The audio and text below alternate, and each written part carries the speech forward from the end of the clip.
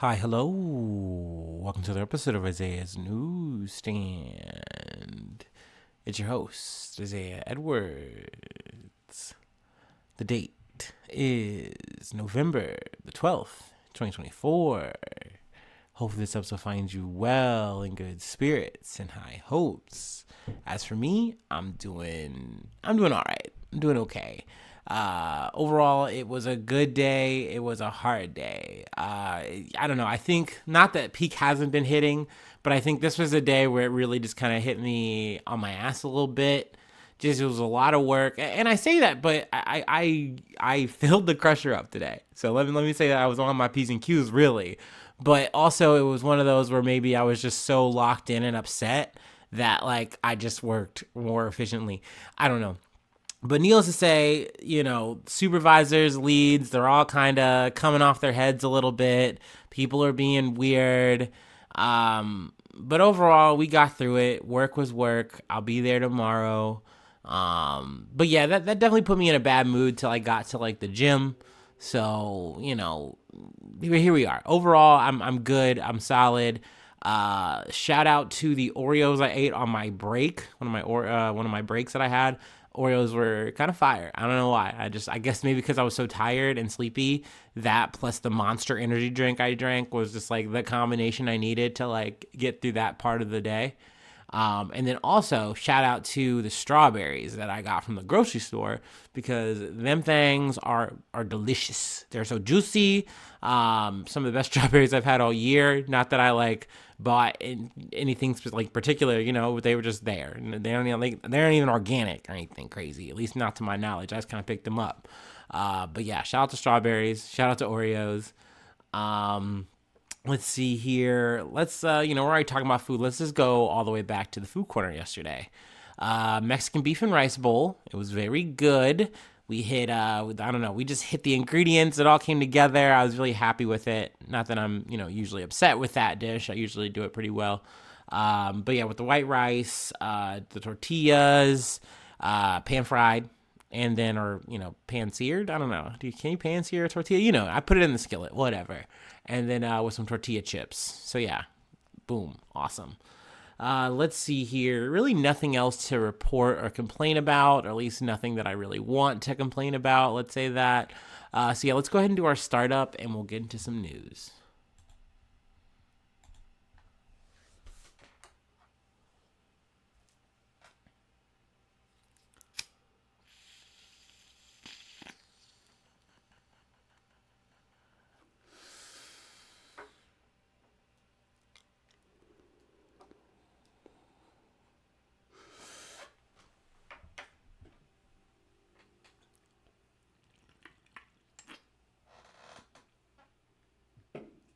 Oh, oh yeah. Okie dokie. From CNN, 35 killed in hit and run after car plows into crowds at sports center in Chinese city, police say. 35 people were killed in southern China after a car plowed into crowds exercising in the grounds of an outdoor sports center on Monday evening, according to police. More than 40 people were injured and hospitalized after the SUV hit people at the Zhuhai Sports Center in the southern city of Zhuhai at around 8 p.m. Monday. The man alleged to be the driver, a 62-year-old man identified by his surname Fan. Was unhappy with the outcome of a divorce settlement, the statement said. He was apprehended by police while trying to flee the scene. Officers found Fan self-harming with a knife in the vehicle, immediately stopped him, and sent him to hospital for treatment. Due to severe neck injuries, Fan is currently unconscious, still undergoing emergency treatment and unable to be interrogated, police said in a statement. So obviously it's very unfortunate that something like this kind of goes down. Like, you're just trying to get your exercise on, I can relate to that these days. And then next thing you know, someone just drives a whole ass SUV and just starts trying to waylay people For what reason? Oh, well, they just had like a mental health break and, decided that like, oh, I'm stuck paying this alimony or something. I don't know the exact details, but like, I'm gonna eat my shirt in this divorce, and they just go crazy. So yeah, I mean, that's obviously really fucked up. In my eyes, in my mind, that does not excuse the behavior at all whatsoever. But I mean, I think that's beside the fucking point. Obviously, my heart condolences goes out to all the people involved in this kind of situation. It's very unfortunate. It's very sad. Yeah, Lord knows after I got my divorce, I did not make a move like that. But granted, I gotta say my situation was a little bit more amicable. But I would like to think that even in the worst case, I would just come home and like cry in the fetal position and maybe do that for a few days or something like that. Maybe go on a bender, but not with my car. Jeez, I don't know, man. Obviously, it's very fucked up. It's very sad. I'm trying to add some kind of fucking levity here. But yeah, let's move on to our next story. We're going to take it to Haiti. We're going to hop on a plane. Maybe not for long. But yeah, from ABC News, FAA bans U.S. flights to Haiti for 30 days after plane struck by gunfire. The Federal Aviation Administration has banned U.S. flights to Haiti for 30 days in the wake of Monday's gunfire incidents, according to a notice to Air Mission issued Tuesday. U.S. civil aviation operations in the territory and airspace of Haiti below 10,000 feet will be prohibited, according to the FAA. The move comes after Spirit Airlines plane flying from Fort Lauderdale, Florida to Haiti was diverted after it was struck by gunfire while attempting to land in Port-au-Prince, according to the Haitian National Office of Civil Aviation. The plane was struck by gunfire 4 times while attempting to land the plane at Toussaint Louverture Airport in the capital of Port-au-Prince, OFNAC said. The Spirit Airlines plane diverted and landed safely in Santiago, Dominican Republic, Spirit Airlines said in a statement Monday, adding that no passengers reported injuries, and one flight attendant on board the plane reported unspecified minor injuries and was undergoing a medical evaluation. Let's see here, because that's not the only thing. On Monday, a JetBlue flight from Haiti to New York was also hit by a bullet, the airline said in a statement to ABC News. JetBlue said it would suspend all flights to and from Haiti through December 2nd due to civil unrest in the country. So this comes off of gang activity. Essentially, I've heard that they try to take this airport, and this is kind of something that they've been trying to do now, and so that has something to do with it. It's related to that.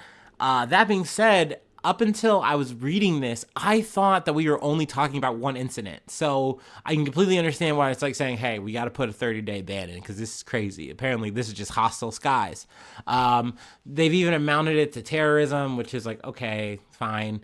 But yeah, I mean, it's just definitely things are getting serious. Not that they haven't already been serious. Obviously, we've covered Haiti, a bit throughout, past couple years, at least in my coverage now. Obviously, things have been going on for a very long time in Haiti.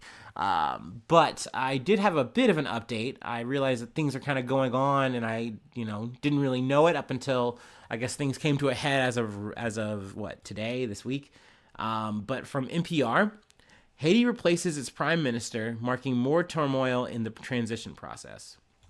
A transitory council created to reestablish democratic order in Haiti signed a decree Sunday firing interim Prime Minister Gary Connell and replacing him with Elise Didier Filzami, a businessman who was previously considered for the job. The decree, set to be published on Monday, was provided to the Associated Press by a government source. It marks even more turmoil in an already rocky democratic transition process for Haiti, which hasn't held democratic elections in years, in a large part due to the soaring levels of gang violence plaguing the Caribbean nation. So there's been a lot of, I don't want to say drama. That's a bit too pedantic, or, it's not the right word I'm looking for. A lot of tumult going on in the transitory council, and essentially they were trying to oust Gary Connell, and eventually they did it. And he's saying, hey, this wasn't a democratic, like, this wasn't legal what you guys did, but at the same time he's out now, and not really talking to press or anything like that, at least as of right now. And it looks like Alice Dillier-Filzami is in. But once again, this is still a temporary council. I don't think they have any kind of concrete prime minister set up yet. There's no president. So, I mean, things are definitely still up in the air. As is in terms of the whole UN Kenya situation with the police that they were supposed to be sending to Haiti to kind of help out. I really haven't heard anything out of that. Not much, at least. I know that I think it's a process that's ongoing, it's happening, but it doesn't seem like it's really bearing much fruit. Doesn't seem like it's making much change. I mean, like, maybe a little bit in terms of suppressing the gangs, but I mean, now we got gangs trying to take over the airport and shooting at fucking Spirit and JetBlue. So, damn. I mean, which that kind of made me think about the merger thing, but that's a whole other thing. So yeah, I mean, we got a lot going on in Haiti. But let's go ahead and we got to move on to some icky business. It's very unsavory. It's very Catholic, or not Catholic, Protestant. I mean, I guess we're fucking with it's an Archbishop of Canterbury. I don't fucking know. Yeah, no, this is Christian. This is Protestant. I literally, like, that was one of the I learned a lot about Catholicism over the weekend. But that's neither here nor there. From the Associated Press. Church of England head Justin Welby resigns over handling of sex abuse scandal. Archbishop of, such a funny, fancy little term, Archbishop of Canterbury, Justin Welby, head of the Church of England and spiritual leader of the global Anglican, I'm sure I'm getting that, Anglican? This feels weird to say, maybe because I'm a heathen. Global Anglican Communion resigned Tuesday after an investigation found that he failed to tell police about a serial physical and sexual abuse by a volunteer at Christian summer camps as soon as he became aware of it. Pressure on Welby had been building since Thursday when the Archbishop's refusal to accept responsibility for his failure to report the abuse in England and in Africa in 2013 kindled anger about a lack of accountability at the highest reaches of the church. By Tuesday afternoon, Welby acknowledged that mistake. So, I mean, he's definitely, like, flip-flopped in terms of his recollection of, like, how he was involved in the situation in terms of the guy who was doing it. I believe his name was, like, John Smith or some shit. I'm skipping ahead, though. But essentially, like, more or less, more people have been coming up and saying, hey, he should resign. Like, victims have come up. Other people in the church have come up. I think the last person I had heard was, even people in the Workers' Party, essentially, like what Starmer or whatever, wasn't going to give him, like, a nod or, like, a bump or anything like that. So essentially, he's like, hey, you're out of row. We do not want you. We don't fuck with you. You're a bad guy for letting this kind of go on and saying, oh, no, I didn't really know, or, oh, I wasn't aware of how bad it was, or, oh, I thought there was already investigations going on by the police, so I didn't really want to do more. It's like, like, these are all wrong answers, bro. Like, you should have gotten involved and stopped this shit from fucking happening. Like, just full stop. Or at least the second you realized it, gotten rid of the guy. You know what I mean? Like, maybe you weren't here at ground zero when he was, committing the crimes at the start of it, but it's like, hey, the second you are aware, what the fuck, man? And yeah, it is John Smith, this guy. The Church of England on Thursday released the results of an independent investigation into the late John Smith, a prominent attorney who the report said sexually, psychologically, and physically abused about 30 boys and young men in the United Kingdom and 85 in Africa from the 1970s until his death in 2018. He was at it till the day he died in 2018. Like, this dude is a demon. And essentially, for a part of Welby's career, he knew about this shit and didn't properly handle a guy like that. He allowed him to continue to be on the fucking roll. Like, that's insane. That's fucking insane. So yes, excuse me from up top for thinking this is a Catholic thing. No, it's just a, sadly, people in power thing. You know what I mean? Just religious, period. So yeah, I mean, boo this man, boo the dead man, boo them all. It's a shame that so many people had to go through trauma, had to go through abuse, go through all this fucked up shit, and it was more or less just covered up, sat on. Nothing was done about it for so long. And it's like, okay, you usher the guy away to Africa where he can just go and do this shit just just continuously. Once again, until he died. Like, nah, the justice was not served here. And like when I first heard this, I was like, I could see this guy somehow slipping through or holding frame and not giving it up and getting through it. But when I heard more of the tale of the tape, when you take it all the way back and he literally is saying like, nah, man, I didn't really know. And then like he just lies again and lies again. And you're reminded, this is an archbishop. This is supposed to be a once again, a religious figure of power.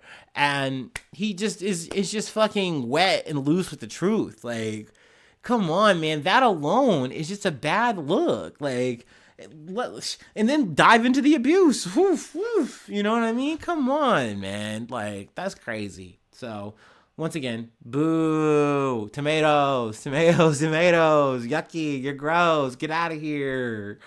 Do not collect. Yeah, do not pass go. Do not collect $200. Please get out of here. Also, this dude comes from like oil money, so I love that. I was curious, like, oh, what is this guy's like gonna be? Like, I wonder what he's gonna fall back on. He's an old man. Like, who gives a shit? That sounded bad. I'm not ageist, I promise.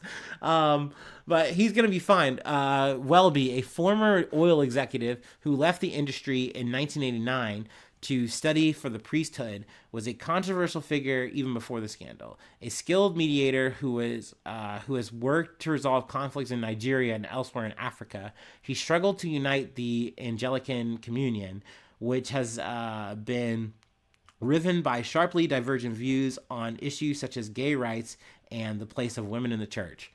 But those are topics for another episode. Let's just move on. We have one more thing I wanted to cover, and it is an update on our favorite leaker, Jack Teixeira. Yeah. Let me take my last break, and we'll go ahead and close it out. I don't even want to say final thoughts on this because, like, I think he's got like a court martial situation or something like that. So we're probably not done here. But I mean, this might be our last like big chit chat on the boy, on the kid. Anyway.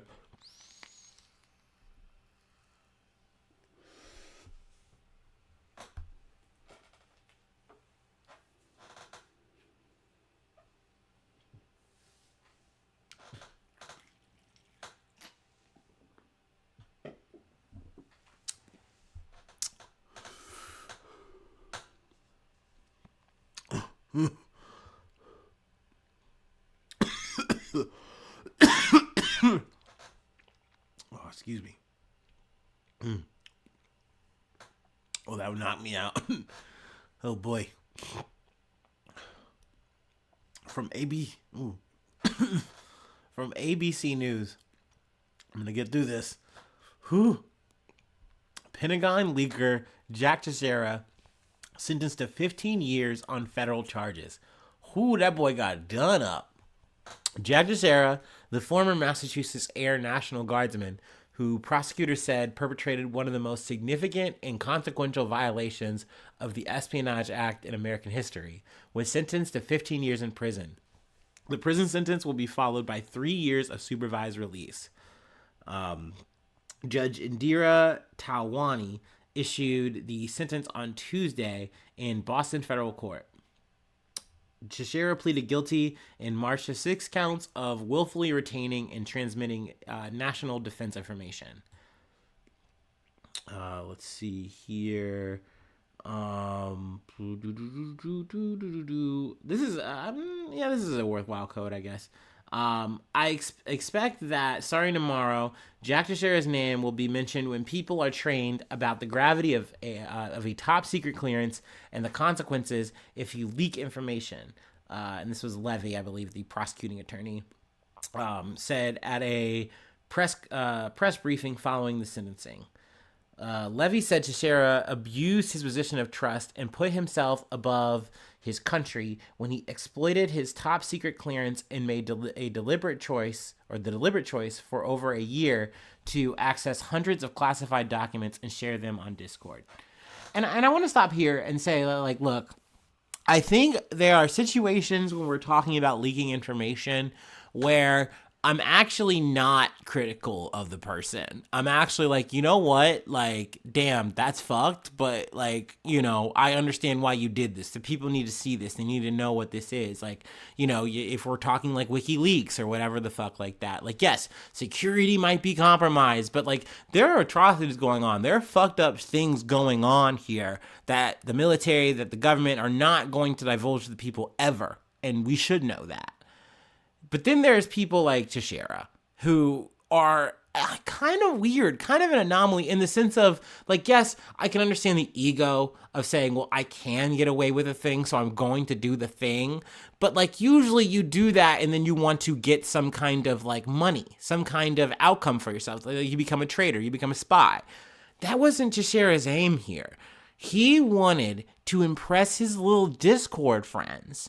And so he kept bragging to them about how he could get this information, how he had all this information, this intel, and how important he was. And they're like, all right, cool, man. Do you want to play Minecraft or not? And he's like, nah, y'all don't fucking understand. I got shit on Ukraine and shit. And he just starts posting it to them and starts sharing it over and over and over. And he just keeps doing this and doing this and doing this. And I'm pretty sure he doesn't just do it in one Discord server. Eventually, one way or another, the shit winds up spreading and leaking out. And this is how it becomes a fucking issue.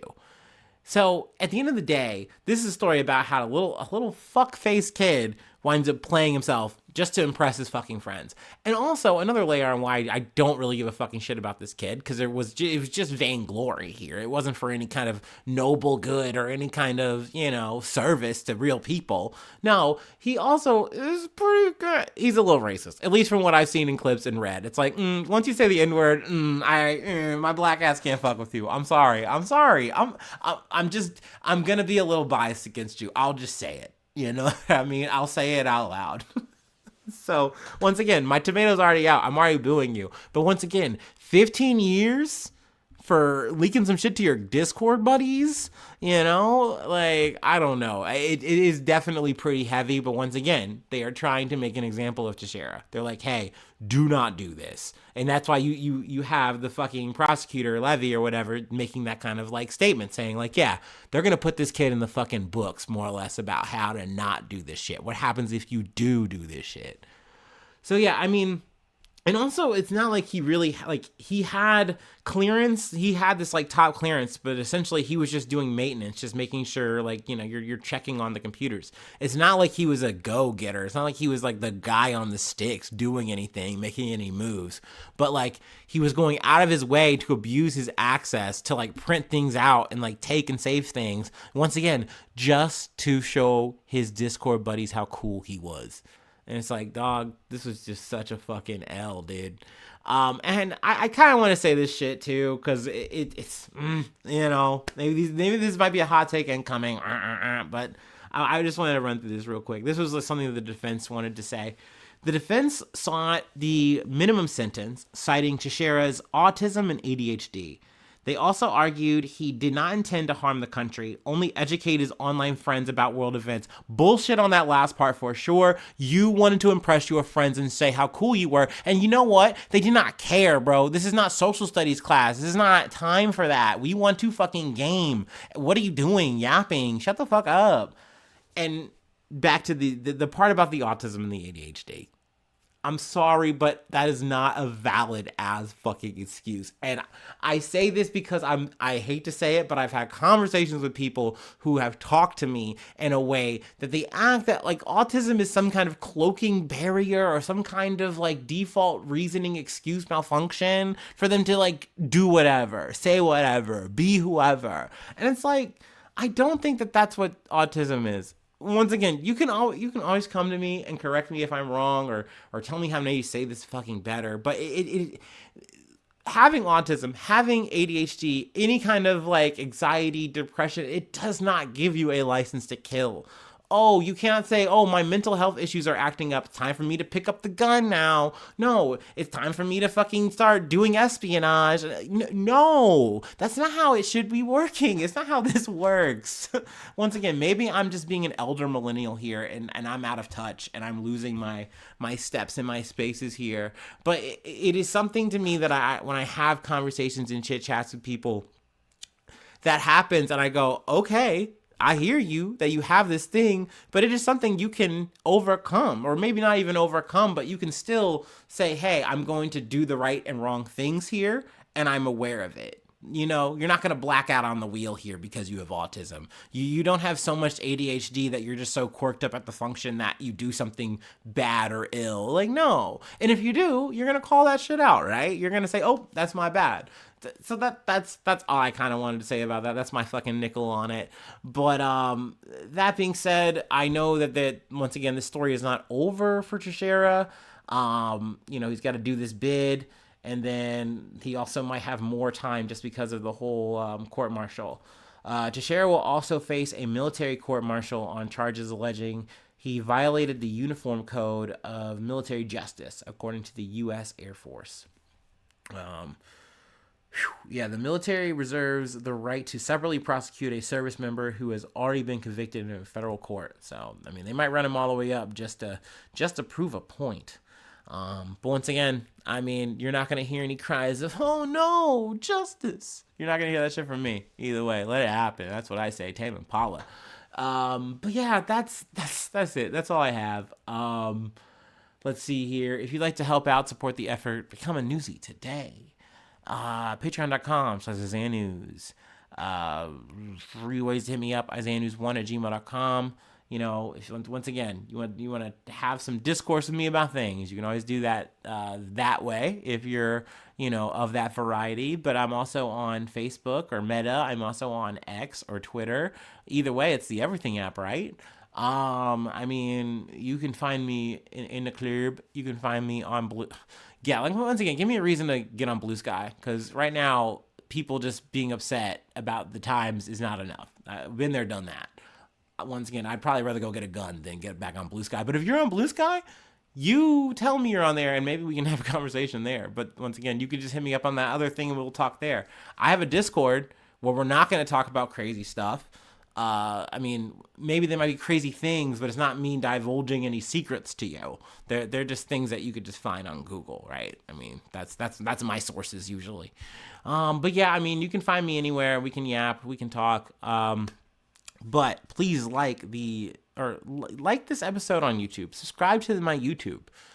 Give me to 500. That's where we're trying to go. Boost me up. And then leave a comment. Sharing is caring. Feel free to do that on the Spotify. You can get in the comment section there. And yeah, that's it. Thanks so much for tuning in. Thanks so much for being a friend. And hopefully I see you soon for some more good news. I love ya. Bye-bye. Mwah.